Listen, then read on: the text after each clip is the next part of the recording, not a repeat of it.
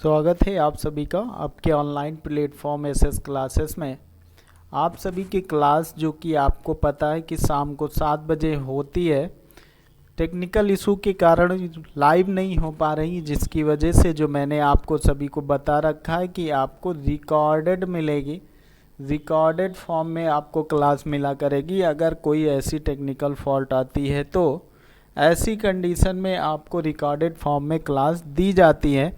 तो आज हमारी क्लास जो है आपकी 31 हो चुकी है। 32 नंबर की क्लास आपकी होगी हिंदी की, और उसमें आपको मैं साहित्य कराऊंगा, साहित्य दर्शन कराऊंगा, जिसमें आपको मैं बताऊंगा क्या कवि और लेखकों की रचनाएं और संपूर्ण रचनाएं एक ही क्लास में आपकी क्या होंगी, एक ही क्लास में आपकी सारी रचनाएं आपको मैं क्लियर कराने चल रहा हूं। तो आप सभी लोग क्या करेंगे, जो लोग नए होंगे चैनल पे वो सभी लोग सब्सक्राइब करेंगे, चैनल को लोगों तक शेयर करेंगे। यूपी टेट की चीज़ें आपकी बहुत ही ज़ोरों शोरों से चल रही हैं।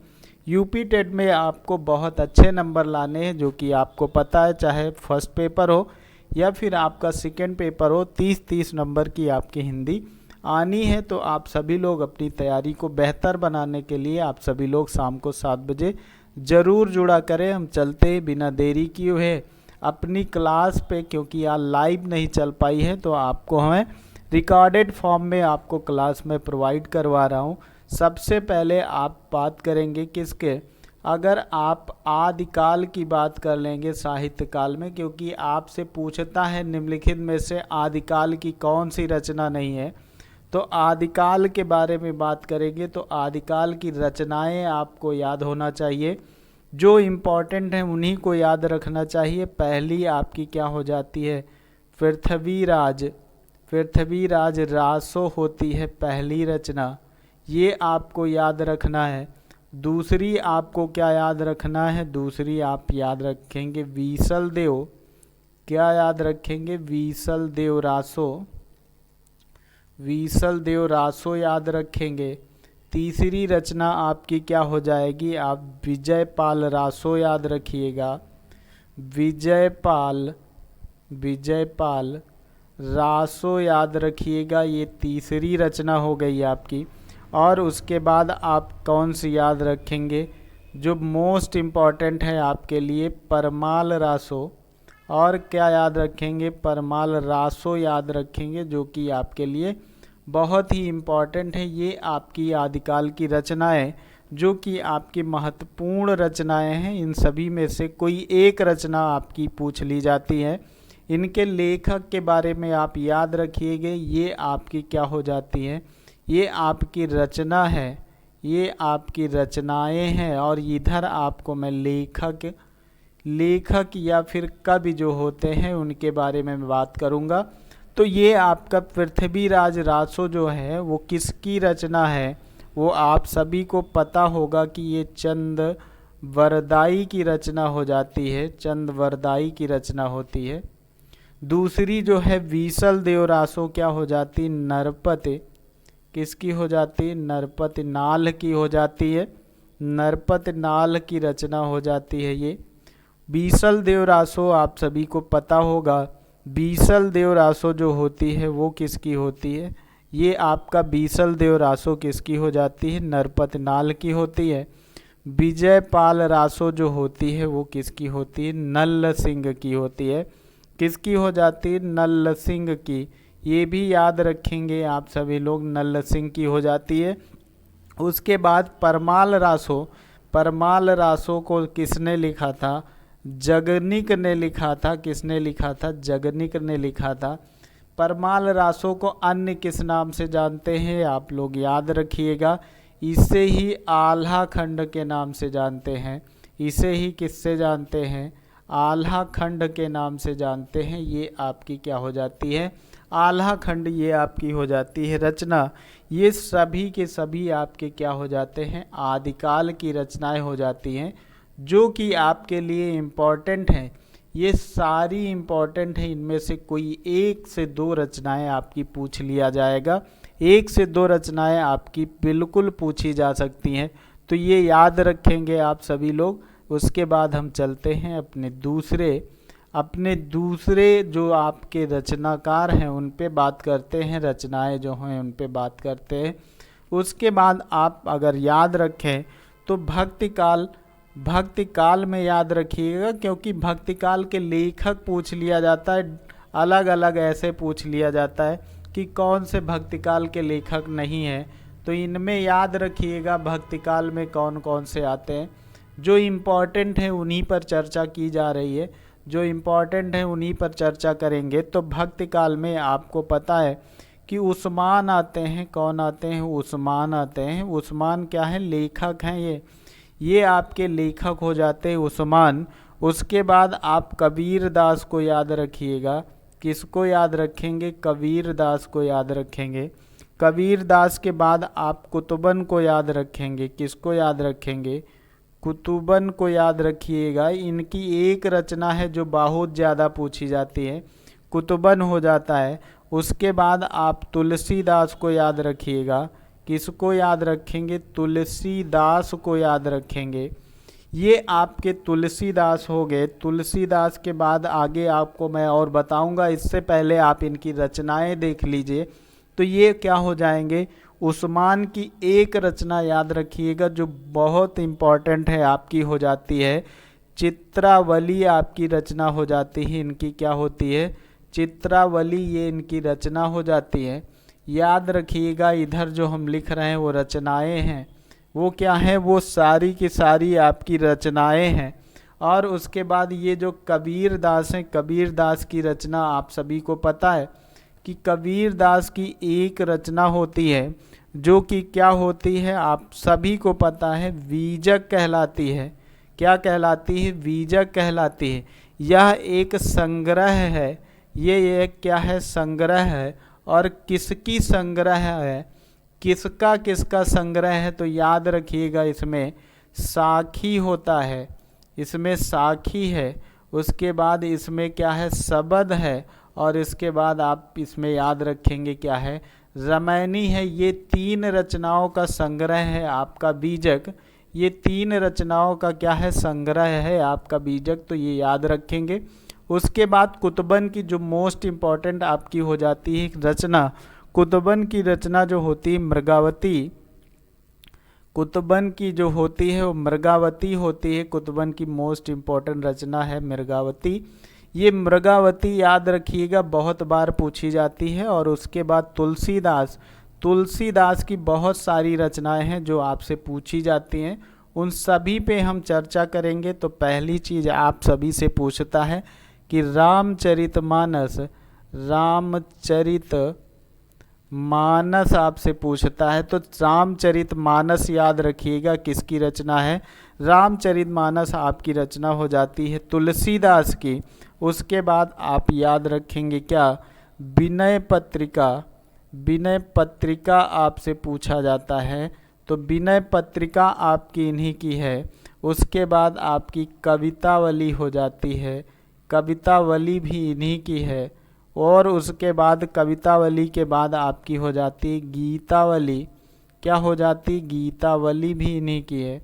कवितावली हो गई, गीतावली हो जाती है। और आपसे मैं बता दूं दोहावली भी इन्हीं की होती है, दोहावली होती है।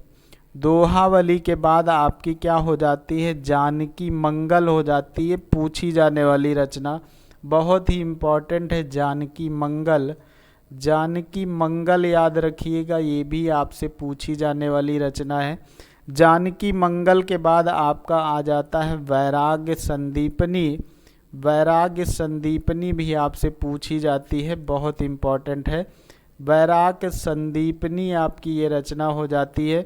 और उसके बाद पार्वती मंगल याद रखिएगा, पार्वती मंगल इनकी रचना है जो कि इम्पॉर्टेंट है। ये आपकी पार्वती मंगल भी हो जाया करती है।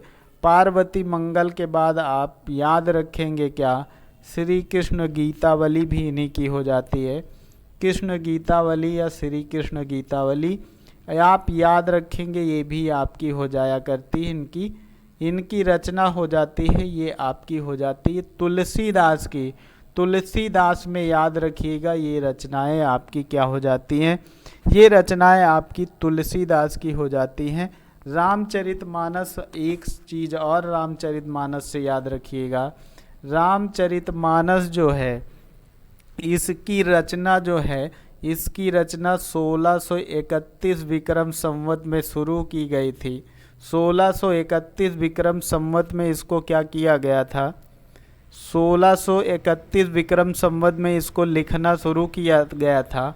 और क्या बता दूं इससे रिलेटेड, चैत्र नवरात्रि के दिन, चैत्र नवरात्रि के दिन आपकी ये रचना लिखनी शुरू हुई थी। इसलिए ये याद रखिएगा, रामचरितमानस हो जाएगी। ये आपकी क्या हो जाती हैं, आपकी इम्पॉर्टेंट हो जाती हैं। और मैं बता दूं इनकी एक और रचना याद रखिएगा, इनकी रचना वैरव्य रामायण याद रखिएगा। वैरव्य रामायण भी इन्हीं की रचना होती है, ये भी आप याद रखेंगे। और उसके बाद इन्हीं की राम सतसाई होती है, राम सतसाई भी इन्हीं की रचना होती है, ये भी याद रखेंगे। ये इनकी रचना हो जाती है राम सतसाई। और एक बहुत ही ज़्यादा पूछी जाने वाली रचना रामलला नहछु जो होती है, ये भी इन्हीं की रचना है। रामलला नहछु भी इन्हीं की क्या है, इन्हीं की रचना हो जाया करती है। तो ये आपके क्या हो जाते हैं, ये आपकी क्या हो जाती है, महत्वपूर्ण रचनाएं हो जाती हैं। ये आपकी क्या है, बहुत ही महत्वपूर्ण रचनाएं हो जाया करती है। एक और याद कर सकते हैं इनकी क्या, कवित्त रामायण भी इनकी एक रचना है, कवित्त रामायण भी इनकी एक रचना है। ये भी आप याद कर सकते हैं, याद रखना है। ये सारी की सारी आपकी क्या हो जाती हैं, ये तुलसीदास की रचनाएं हो जाया करती हैं। उसके बाद मैं आपको बता दूं, अगले लेखक की ओर चलते हैं। तो अगला लेखक आपका कौन हो जाएगा, मलिक मोहम्मद जायसी पे बात कर लेते हैं, जो आपके बहुत ही इम्पोर्टेंट हैं, उन्हीं पे बात करेंगे। मलिक मोहम्मद जायसी जो होते हैं, इनके बारे में हम बात कर लें। तो मलिक मोहम्मद जायसी कौन होते हैं, आप सभी को पता है। इन्होंने कौन सी रचना लिखी थी, बहुत ही इम्पोर्टेंट, आपको बहुत ही पता भी होगा। पद्मावत इन्हीं की रचना है। उसके बाद अखरावट जो है इन्हीं की रचना है, ये भी पूछी जाती है। अखरावट इन्हीं की रचना है। उसके बाद आखिरी कलाम, ये भी आपकी पूछी जाने वाली रचना है। तो आखिरी कलाम भी इन्हीं की रचना है, आखिरी कलाम भी इन्हीं की रचना है। ये याद रखेंगे आप सभी लोग, ये आप इनकी रचनाएं हो जाती हैं। उसके बाद आपको याद रखना है किसको, रसखान भी आपके इसी में आते हैं। रसखान भी क्या आते हैं, भक्ति काल में ही आते हैं, ठीक है। ये क्या नाम है, रसखान भी आपके क्या होते हैं, इसी में आते हैं। तो याद रखना है आपको रसखान को भी। रसखान में ज़्यादा आपको रचनाएं नहीं याद रखनी है, क्योंकि जो आपसे पूछी जाती हैं उन्हीं को आपको याद करना है। रसखान की एक रचना याद कर लीजिएगा, सुजान रसखान, सुजान रसखान याद कर लीजिएगा, इन्हीं की रचना है सुजान रसखान। और आप एक याद कर लेंगे, प्रेम वाटिका, प्रेम वाटिका इनकी एक रचना है, ये याद रख लीजिएगा। इन्हीं दो रचनाओं से आपका और आगे काम चल जाएगा। अगर आपको आगे की कोई रचना या कोई इम्पोर्टेंट लगेगी तो अगली क्लास एक और लेके मैं आपको चीज़ें क्लियर करवा दूंगा। लेकिन अभी तक के लिए आप मानिए तो यही आपकी क्या हो जाती हैं, चीज़ें क्लियर हो जाया करती हैं, इतना ही इम्पोर्टेंट आपका हो जाता है। उसके बाद आप क्या याद रखेंगे, नंददास भी भक्ति काल के होते हैं। नंददास के बाद अगर बात करें तो आपके और कौन दास हो जाते हैं, उस्मान हो ही गए, नरोत्तम दास भी आपके हो जाया करते हैं। नरोत्तम दास भी आपकी ये रचनाएं हो जाती हैं और नरोत्तम दास आपके भक्तकालीन हो जाया करते हैं। अब हम अगला बात करते हैं आपसे, अगले लेखक के बारे में हम बात करेंगे जो आपके इम्पॉर्टेंट बारे में पढ़ना है। ये भी याद रखिएगा, केशवदास कौन है, केशवदास रीतकालीन कवि हैं, ये याद रखिएगा। किस कालीन कवि हैं, रीतकालीन हैं। इनकी रचना क्या होती है, पहली रचना इनकी आप याद रखेंगे रामचंद्रिका, क्या याद रखेंगे? रामचंद्रिका आप याद रखेंगे। और रामचंद्रिका एक ऐसी रचना है जो बार बार आपसे पूछा जाता है। दूसरी इनकी रचना याद रखेंगे आप, रसिक प्रिया, रसिक प्रिया याद रखेंगे, ये आपकी रचना हो जाएगी। उसके बाद आप अगली याद रखेंगे तीसरी, कवि प्रिया, इन्हीं की रचना होती है, कब्र प्रिया, ठीक है, कवि प्रिया इन्हीं की रचना होती है। उसके बाद आप याद रखेंगे नखशिख, नखशिख आपकी ये रचना आपकी याद रखिएगा, ये भी आपकी इम्पोर्टेंट है, नखशिख हो जाती है। उसके बाद आप एक और याद रखेंगे, पांचवी विज्ञान गीता इनकी एक रचना हो जाती है। कौन सी? विज्ञान गीता इनकी एक रचना हो जाती है। तो ये याद रखेंगे आप, क्या हो जाएंगी? ये आपकी रचनाएं हो जाएंगी। कौन सी? किसकी हो जाएंगी? केशव प्रसाद की हो जाएंगी। केशव प्रसाद की या केशव दास, यानी केशव दास की हो जाएंगी। केशव प्रसाद नहीं लिखा जाता है, केशव प्रसाद नहीं कहा जाता है, केशव दास हैं, तो केशव दास की ये आपकी रचनाएं क्या होती हैं? इतनी आपको याद रखना है केशव दास की रचनाएं। ये कौन से होते हैं? रीतकालीन कवि हैं, याद रखिएगा, ये रीतकालीन कवि हैं, ठीक है। तो रीतकाल के कवि हैं, ये आप याद रखिएगा, रीतकालीन है। कौन से? केशव दास। केशव दास के बाद आप किसको याद रखेंगे? रीतकाल में आप बिहारी लाल को याद रखेंगे। किसको याद रखेंगे आप? बिहारी लाल को याद रखेंगे।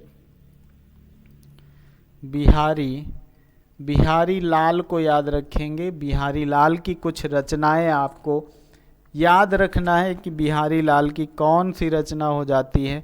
तो बिहारी लाल की एक बहुत ही महत्वपूर्ण रचना हो जाती है बिहारी सत्साई। बिहारी सत्साई आपकी क्या हो जाती है? बहुत ही महत्वपूर्ण हो जाती है बिहारी सत्साई। ये आपकी बहुत ही महत्वपूर्ण रचना हो जाती है बिहारी लाल की, और यही आपकी बार बार पूछी भी जाती है, यही आपकी बार बार पूछी भी जाती है। तो यही केवल याद रखिएगा। अगली जो होगी वो आपको, अगली कोई नहीं है, लगभग यही आपकी बार बार पूछी जाती है बिहारी सत्साई। ये किसकी रचना है? बिहारी लाल की है। तो ये याद हो जाएगा आपका बिहारी लाल। बिहारी लाल की जो महत्वपूर्ण रचना है ये बिहारी सत्साई आपकी क्या हो जाती है? क्लियर हो जाया करती। उसके बाद अगली रचना के बारे में हम बात करें जो आपसे पूछी जाती है। अगले लेखक के बारे में जो आपसे पूछा जाता है, किसके बारे में आपसे मैं बता दूं तो याद रखना, अयोध्या सिंह उपाध्याय। अयोध्या सिंह उपाध्याय आप याद रखिएगा। अयोध्या सिंह उपाध्याय, उपाध्याय आपके क्या हो जाते हैं? उपाध्याय आपके हो जाते हैं कवि। ये आपके क्या हो जाते हैं? लेखक हो जाते हैं, कवि हो जाते हैं। इनकी क्या हो जाएगी? इनको उपनाम से, किस उपनाम से जाने जाते हैं? ये हरियोध के नाम से जाने जाते हैं, ये भी याद रखिएगा। ये हरियोध के नाम से जाने जाते हैं। अयोध्या सिंह उपाध्याय हरियोध, इनकी रचना आपको याद रखना है, बहुत ही बार इनकी भी पूछे जाते हैं। ये आपके, पहली चीज़ तो याद रखिएगा, ये आपके आधुनिक कालीन कवि हैं। ये आपके क्या हैं? आधुनिक काल के हैं, ठीक है। ये आपके आधुनिक काल के हैं, ये भी आपको पहला याद रखना। दूसरा यहाँ पर पहला आपका क्या हो जाएगा? पहली इनकी रचना आपकी हो जाती है प्रिय प्रवास। ये हो जाती है क्या? प्रिय प्रवास आपकी ये रचना हो जाती है। ये आपको याद ही रखना है, बहुत बार पूछी गई है। दूसरी आपकी रचना क्या हो जाती है इनकी? वैदेही वनवास याद रखना है आपको। वैदेही वनवास याद रखना है। तीसरी रचना आपको कौन सी इनकी याद रखना है? आप पारिजात याद रखेंगे। पारिजात इन्हीं की रचना है, पारिजात इन्हीं की रचना है। और आप प्रेम प्रपंच इनकी ही रचना है, प्रेम प्रपंच इनकी ही रचना है, ये भी आप याद रखेंगे। पांचवी रचना इनकी अगर बात कर लें तो कौन याद रखना है आपको? एक इनकी रस कलश इनकी रचना होती है, रस कलश आपको याद रखना है। फिर आपको मैं बता दूं, छठी इनकी याद रखना है आपको, चोखे चौबते, चोखे चौपदे, आप इनको याद रखिएगा, ये भी इन्हीं की रचना होती है। इसके बाद चोखे चौबदे के बाद इनकी जो एक और महत्वपूर्ण होती है, चुभते चौबदे, चुभते चौपदे, इन्हीं की रचना होती है, ये भी याद रखना है आपको। और उसके बाद आपको अगली याद रखना है क्या, रुक्मणी, रुक्मिणी परिणय याद रखना है, रुक्मिणी परिणय याद रखना है, ये भी इन्हीं की रचना हो जाती है। तो ये सारी की सारी आपको ये 7-8 रचनाएं इनकी याद रखनी है। किसकी, अयोध्या सिंह हरियोध उपाध्याय जो हैं, अयोध्या सिंह उपाध्याय हरियोध जो हैं, इनकी ये रचनाएं हो जाती हैं, पूछी जाती हैं, बहुत बार पूछी गई हैं, इसलिए आप इनको याद रखेंगे, अच्छे तरीके से याद रखेंगे और आपके यहाँ से क्वेश्चन आपके क्लियर हो जाएंगे अगर इनको याद रखते हैं तो।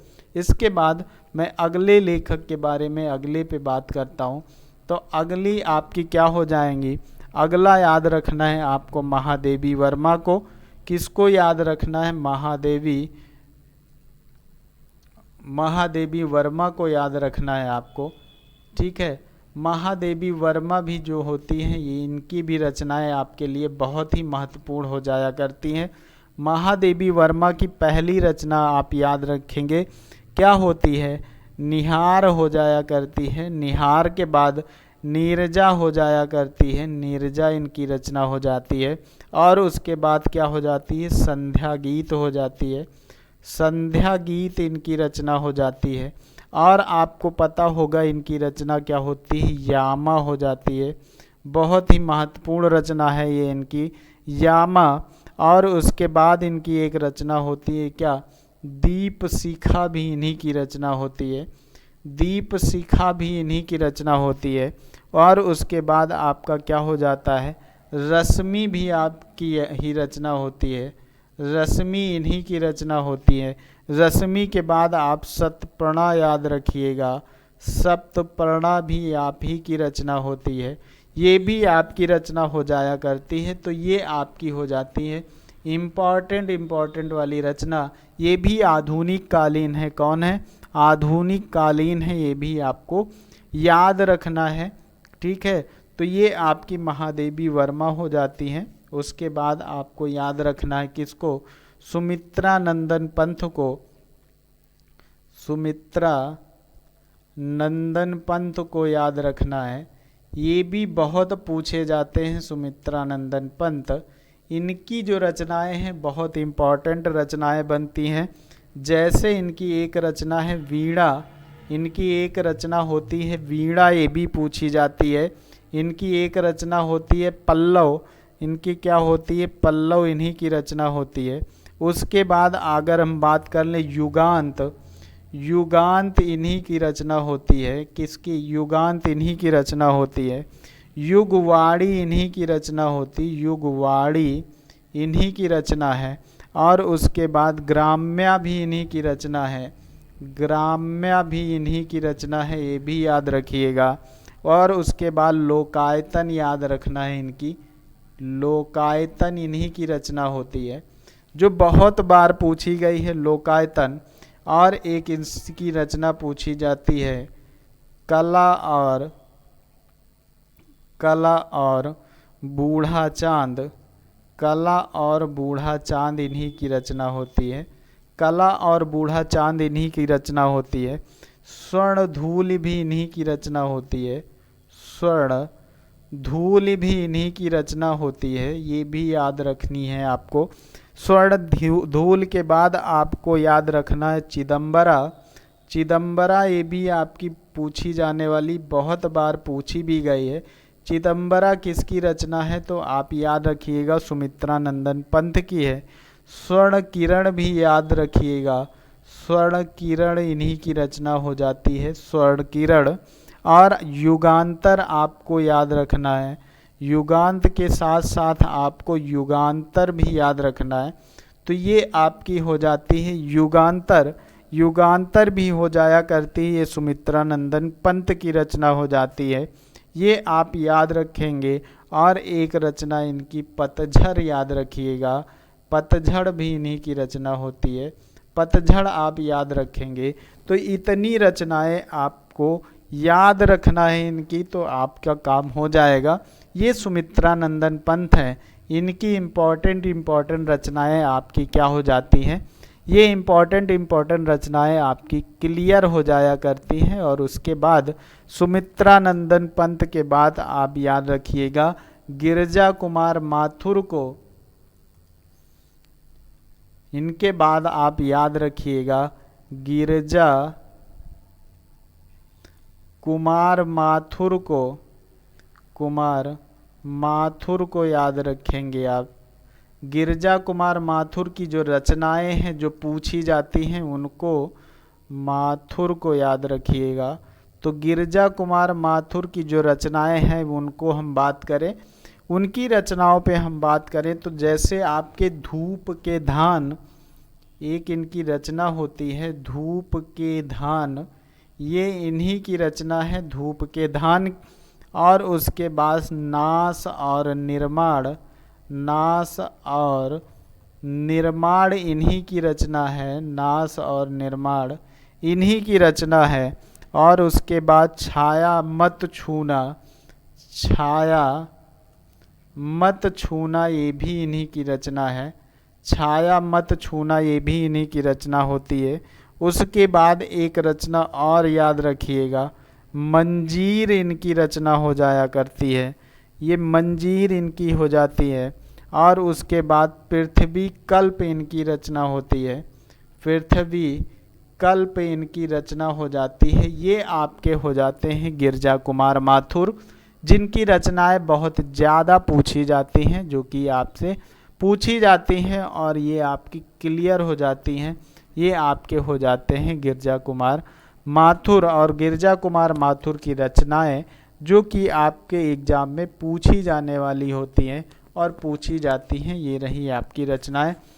उसके बाद आप याद रखेंगे किसको, जो बहुत ही ज़्यादा पूछे जाते हैं, आप सभी को पता होगा, रामधारी सिंह, रामधारी सिंह, इनका उपनाम क्या है, दिनकर कहते हैं इनको, क्या कहते हैं इनको, दिनकर कहते हैं।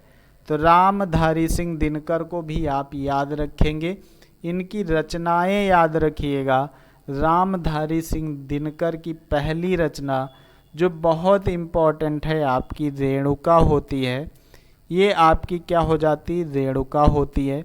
दूसरी इम्पॉर्टेंट इनकी रचना होती है हुंकार, हुंकार भी इन्हीं की रचना हो जाती है। उसके बाद आपको याद रखना है इन्हीं की रचना कुरुक्षेत्र, इन्हीं की रचना हो जाती है, मोस्ट इम्पॉर्टेंट है, कुरुक्षेत्र इन्हीं की रचना हो जाती है। उसके बाद उर्वशी भी इन्हीं की रचना हो जाती है, क्या हो जाती है, उर्वशी भी इन्हीं की रचना हो जाती है। उसके बाद आप याद रखेंगे रश्मि रथी, रश्मि रथी भी इन्हीं की रचना हो जाती है। उसके बाद आप जो याद रखने वाली रचना है धूप और धुआं, इनकी एक रचना और है धूप और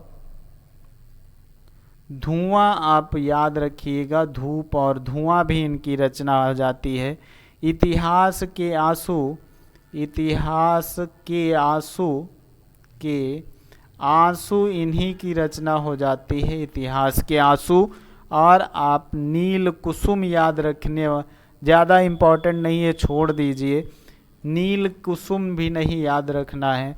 उसके बाद आप एक रचना और इनकी आ जाती है बहुत महत्वपूर्ण, जो आप लोग सुने होंगे, अर्धनारीश्वर, अर्धनारीश्वर आपकी रचना हो जाती है, इन्हीं की रचना हो जाती है अर्धनारीश्वर। एक और रचना होती है रेती के फूल, रेती के फूल इनकी रचना हो जाती है। ये इनके इम्पॉर्टेंट रचनाएं हो जाती हैं जो कि आपको याद रखना है, याद रखना है। ये आपकी हो जाते हैं रामधारी सिंह दिनकर। रामधारी सिंह दिनकर के बाद आपको किसको याद रखना है, जो बहुत बार पूछे जाते हैं, शिवमंगल सिंह, शिवमंगल शिवमंगल सिंह को याद रखना है आपको, शिवमंगल सिंह। इनका उपनाम आप सभी अगर याद होगा तो कमेंट बॉक्स में ज़रूर बताएंगे। सुमन कहते हैं, लेकिन आप सभी लोगों को मैंने बता ही दिया है। शिवमंगल सिंह सुमन इनका उपनाम है, तो आप सभी लोग इसको याद रखिएगा, क्योंकि कभी कभी उपनाम से रिलेटेड भी पूछ लिया जाता है रचनाएं। जीवन के गान, ये इनकी एक रचना हो जाती है। जीवन के गान, ये भी एक इनकी बहुत ही महत्वपूर्ण रचना हो जाती है। उसके बाद तार सप्तक इनकी नहीं है, इनकी ये नहीं है। और कौन सी इनकी रचना हो जाती है? विश्वास बढ़ता गया, इन्हीं की रचना है। विश्वास बढ़ता गया, इन्हीं की एक रचना है, विश्वास बढ़ता गया। उसके बाद आप याद रखेंगे इनकी एक रचना होती है हिल्लोल। हिल्लोल भी इन्हीं की रचना होती है, हिल्लोल। ये भी इनकी इम्पोर्टेंट रचना हो जाती है। उसके बाद मिट्टी की बारात, बहुत बार पूछी जाने वाली रचना। मिट्टी की बारात किसकी रचना है? तो ये इन्हीं की रचना है। मोस्ट इम्पॉर्टेंट रचना है ये, मोस्ट इम्पॉर्टेंट रचना है मिट्टी की बारात, जो बार बार आपसे पूछी जाती है। ये हो जाते हैं शिवमंगल सिंह सुमन। ये हमारे क्या हो जाते हैं? शिवमंगल सिंह सुमन आपके हो जाया करते हैं। इनकी आपकी चीज़ें हो जाया करती हैं। अगला आपको याद रखना है कौन से लेखक के बारे में? अगला लेखक आपको याद रखना है सच्चिदानंद हीरानंद आज्ञे को। इनको क्या कहते हैं? अज्ञेय कहते हैं। सच्चिदानंद हीरानंद वात्स्यायन आज्ञे, इनका पूरा नाम आप सभी लोग कमेंट बॉक्स में लिखेंगे कि इनका पूरा नाम क्या होता है आज्ञे का। इनकी जो इम्पोर्टेंट रचना है, आप सभी को बहुत बार पढ़ा होगा आप सभी लोगों ने, आंगन के पार, आंगन के पार द्वार। आंगन के पार द्वार इनकी एक रचना होती है जो बहुत ही महत्वपूर्ण है। उसके बाद इनकी होती है क्या? तार सप्तक इनकी एक रचना होती है, बहुत ही महत्वपूर्ण ये भी होती है। तार सप्तक, तार सप्तक इनकी रचना होती है। कौन सी होती है? तार सप्तक इनकी रचना होती है। ये भी बहुत बार पूछी गई है, तार सप्तक। तो तार सप्तक के बाद आप इनको कौन सी रचना याद रखेंगे इनकी? हरी घास पर, एक होती है इनकी हरी घास पर क्षण भर। हरी घास पर क्षण भर इनकी रचना हो जाती है। ये भी आपकी रचना होती है जो कि आप बहुत ही इम्पोर्टेंट होती है। इंद्रधनुष के रौंदे हुए, इंद्रधनुष के रौंदे हुए, ये भी इनकी रचना। इंद्रधनुष के रौंदे हुए, ये भी इनकी रचना हो जाती है। ये भी एक इनकी रचना है, क्योंकि इनकी रचनाएं थोड़ा डिफरेंट रहती हैं। इसके बाद इनकी एक रचना और हो जाती है जो मोस्ट इम्पॉर्टेंट बनती है। कितनी नावों में, कितनी नावों में, कितनी नावों में क्या होता है? कितनी बार, कितनी नावों में कितनी बार इनकी रचना हो जाया करती। कितनी बार, ये भी इन्हीं की रचना हो जाती है, कितनी नावों में कितनी बार। उसके बाद नदी के बांका पर छाया, ये भी होती है। इसके बाद आप याद रखिएगा इनकी पूर्वा एक रचना हो जाती है। इनकी कौन सी रचना हो जाती है? पूर्वा, जो बहुत बार पूछी जाती है। पूर्वा, ये याद रखेंगे आप। पूर्वा इन्हीं की रचना होती है, कई बार पूछी गई है, कई बार पूछी गई है, तो ये याद रखेंगे आप सभी लोग। तो ये आपके हो जाते हैं सच्चिदानंद हीरानंद वात्स्यायन आज्ञेय हो जाया करते हैं। ये आपके आज्ञेय हो जाया करते हैं। तो ये आपकी क्या हो जाती हैं? कुछ रचनाएं इनके आपकी क्या हो जाती हैं? क्लियर हो जाती हैं। उसके बाद मैं आपको बता दूं कौन कौन सी और याद रखेंगे आप सभी लोग। तो याद रखेंगे आप कुछ, मैं वन लाइनर आपको मैं बता दे रहा हूँ जो आपको डायरेक्ट याद रखने हैं। जैसे आपसे पूछ लिया जाए, जैसे आपसे पूछ लिया जाए कि परीक्षा गुरु, परीक्षा गुरु किसकी रचना है? तो परीक्षा गुरु किसकी रचना है ये याद रखना है आपको। किसकी है? लाला श्रीनिवास की रचना है। लाला श्रीनिवास दास की रचना है, बहुत बार पूछी जाती है। श्रीनिवास दास की रचना है, ये आपसे बहुत बार पूछी भी गई है। परीक्षा गुरु किसकी रचना है, तो ये याद रखिएगा। और उसके बाद आपसे पूछेगा 11 वर्ष का समय किसकी रचना है, ये भी बहुत बार पूछी जाती है। ये भी बहुत बार पूछी जाती है, तो किसको आप बताएंगे? रामचंद्र को बताएंगे, रामचंद्र शुक्ल को बताएंगे, ये इनकी रचना हो जाया करती है। ठीक है, ये किसकी हो जाती है? ये इन्हीं की हो जाती है। और उसके बाद आप किस रचना को याद रखें? चांद और टूटे हुए लोग एक रचना होती है। चांद और टूटे हुए लोग ये भी एक रचना है, जो कि किसकी है? ये धर्मवीर भारती की है, याद रखिएगा, धर्मवीर भारती की है। बहुत बार पूछी जाती है धर्मवीर भारती की। चांद और टूटे हुए लोग, ये इनकी रचना हो जाती है। आप याद रखेंगे। एक रचना होती है और चित्रलेखा एक रचना होती है। किसकी है? पूछी जाती है, ये बिल्कुल पूछी जाती है चित्रलेखा।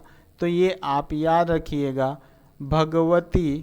भगवती शरण को जानते हैं ना आप? इनको शरण नहीं चरण कहते हैं। भगवती चरण वर्मा, इनकी ये रचना हो जाती है। भगवती चरण वर्मा की हो जाती है। उसके बाद आप याद रखेंगे कौन सी रचना? उसके बाद सूरज का 7वां घोड़ा एक रचना होती है। सूरज का 7वां घोड़ा याद रखिएगा, 7वां घोड़ा, ये किसकी रचना होती है? सूरज का 7वां घोड़ा। और ये होती है किसकी? याद कर लीजिएगा किसकी होती है? ये भी धर्मवीर भारती की होती है। ये भी क्या हो जाती है? धर्मवीर की हो जाती है, धर्मवीर भारती की होती है। तो ये धर्मवीर भारती की 7वां घोड़ा भी, यानी ये क्या होता है? चांद और टूटे हुए लोग, सूरज का 7वां घोड़ा।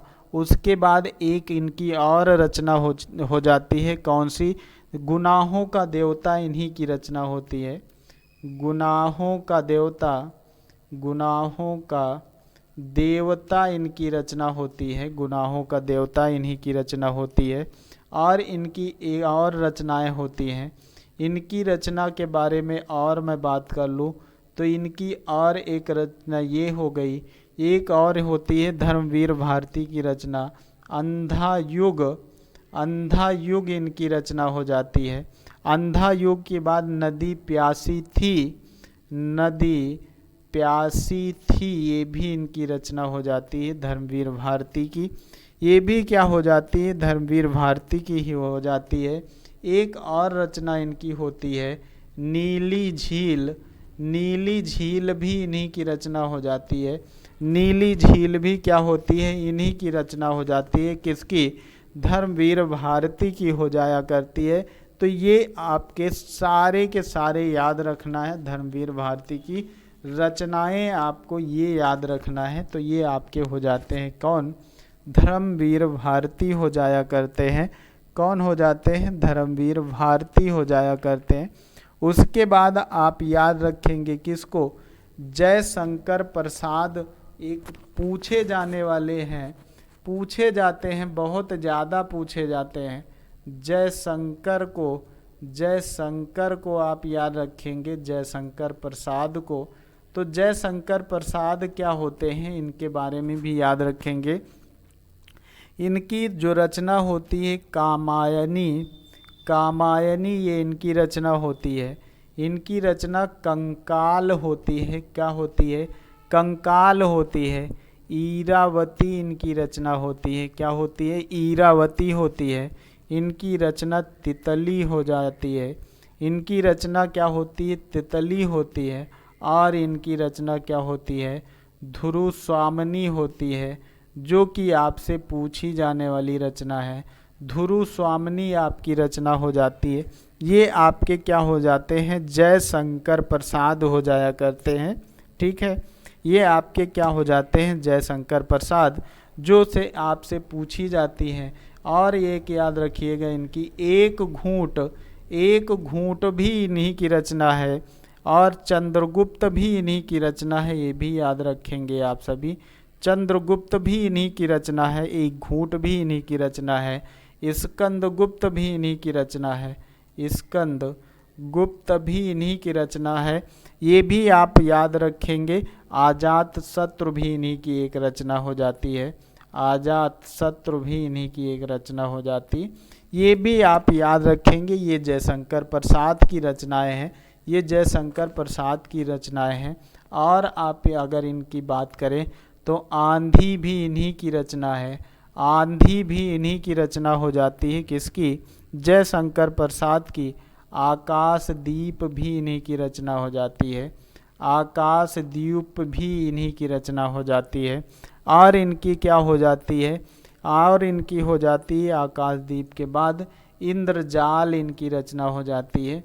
इंद्रजाल इन्हीं की रचना होती है, ये याद रखेंगे।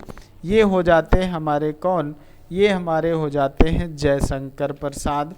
जयशंकर प्रसाद हो जाते हैं जिनकी रचनाएं आपसे बार बार पूछी जाती हैं, बार बार पूछी जाने वाली रचनाएं आपकी हो जाती हैं क्लियर।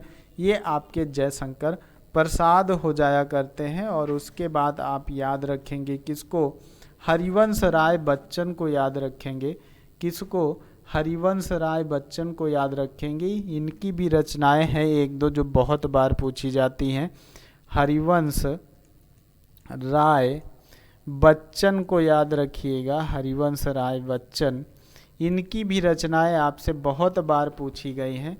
तो हरिवंश राय बच्चन की क्या हो जाएगी रचना, तो याद रखते हैं आप सभी लोग, मधुशाला, मधुशाला इन्हीं की रचना हो जाती है। मधुबाला जो है इन्हीं की रचना हो जाती है, मधुबाला इन्हीं की रचना हो जाती है। उसके बाद निशा निमंत्रण भी आपका, निशा नियंत्रण, निशा नियंत्रण इन्हीं की रचना हो जाती है, निशा नियंत्रण। उसके बाद मधुकलश इन्हीं की रचना होती है, मधुकलश इन्हीं की रचना होती है। उसके बाद आप याद रखिएगा, क्या भूलूं, क्या भूलूं और क्या याद करूं, क्या भूलूं क्या याद करूं, इन्हीं की रचना हो जाती है। क्या याद करूं, इन्हीं की रचना हो जाती है, आप याद रखेंगे।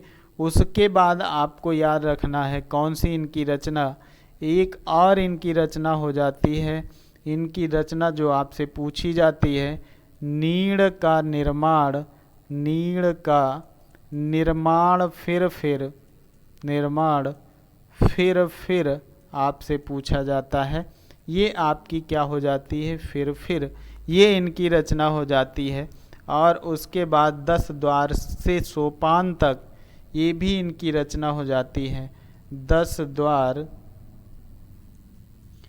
10 द्वार से सोपान तक इन्हीं की रचना होती है। 10 द्वार से सोपान तक इन्हीं की रचना होती है। बसेरे से दूर, ये भी इनकी रचना होती है। बसेरे से दूर इनकी एक रचना होती है, ये भी याद रखिएगा। तो ये हमारे हरिवंश राय बच्चन हो गए। इतनी आप याद रखिएगा, इतने आपके इम्पॉर्टेंट हो जाते हैं, ये सारे के सारे आपके इम्पॉर्टेंट वाले हो जाते हैं। उसके बाद एक और याद रख लीजिएगा आप लोग, राहुल सांकृत्यायन को, राहुल सांकृत्यायन को याद कर लीजिएगा। ये भी बहुत पूछे जाते हैं। इनकी कुछ रचनाएं हैं जो पूछी जाती हैं। नंबर 1 आप याद रखिएगा, वोल्गा से गंगा, वोल्गा से गंगा याद रखिएगा। नंबर 2 महामानव बुद्ध, मानव बुद्ध इन्हीं की रचना है, महामानव बुद्ध इन्हीं की रचना है। मेरी जीवन यात्रा इन्हीं की रचना है, ये याद रखिएगा।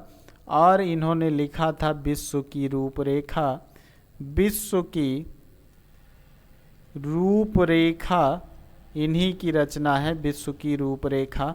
ये भी आप याद रखेंगे, ये आपकी हो जाती हैं। ये आपकी सारी के सारी इम्पॉर्टेंट वाली रचनाएं आपकी क्लियर हो जाती हैं। उसके बाद आपको ये आपकी रचनाएं जो साहित्य वाला पोर्शन है ये आपका मैंने क्लियर करा दिया है। लगभग अगर इन सभी को पढ़ लेंगे तो आपको 85% आपको उम्मीद है कि यहीं से आपको सारे के सारे आपको क्या मिल जाएंगे, क्वेश्चन मिल जाएंगे साहित्य से जो आपके आने हैं। तो ये भी आपका टॉपिक क्या होता है, ये भी टॉपिक आपका ख़त्म होता है। इम्पॉर्टेंट रचनाएं मैंने लिखा दी हैं, कुछ जो बची हैं जिसमें मैंने आपको बताया कि 15% बचा हुआ है जो हो सकता है बाहर चला जाए क्वेश्चन। तो उस 15% को मैं कवर करने के लिए जब मैं PYQ कराऊंगा तो उसी में मैं आपको इन्वॉल्व कर लूँगा, क्योंकि मैंने कल कराया था PYQ, उसमें देखा होगा मैंने एक एक ऑप्शन को बहुत डिटेल में ले जाके सॉल्व कराता हूँ। तो वो आपकी क्या हो जाएंगी, क्लियर हो जाएंगी, वो आपकी क्या हो जाएंगी, क्लियर हो जाएंगी। कैसी रहेगी क्लास या कैसी रही क्लास अभी सभी लोग बताएंगे। न्यू लोग जितने भी होंगे वो सभी लोग सब्सक्राइब कर लेंगे चैनल को और शेयर कर देंगे लोगों तक। ठीक है, आज की क्लास यहीं तक। कल शाम को 7 बजे ही हम मिलते हैं। इन केस कोई टेक्निकल फॉल्ट आती है तो आपको रिकॉर्डेड फॉर्म में क्लास मिल जाती है। आज के लिए यहीं तक, कल फिर हम मिलते हैं। आप सभी को धन्यवाद।